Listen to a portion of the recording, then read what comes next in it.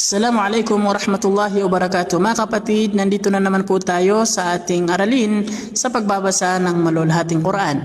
At sa video po na ito ay ating tatalakayin ang dalawang paraan ng pagbigkas sa lafzul jalala, o yun po yung pangalan ni Allah subhanahu wa ta'ala. So meron pong dalawang paraan ng pagbigkas sa lafzul jalala. Una ay yung tinatawag na tafkhim, o yun po yung pagpapakapal, Allah, Allah. At pangalawa naman ay yung tinatawag na tarqiq, o yung pagpapanipis sa pagbigkas nito. Ngayon, paano mo masasabi kung ang lafzul jalala na yan ay tafkhim, yung pagbasa nito?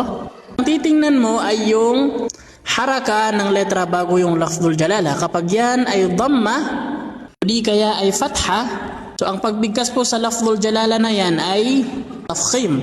Wa sadaqallah, Allah, qad ya'lamullah, ya'lamullah.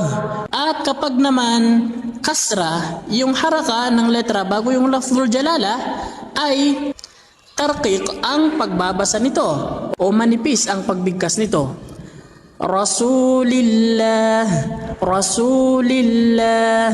At hanggang dito na lamang po. Assalamualaikum warahmatullahi wabarakatuh.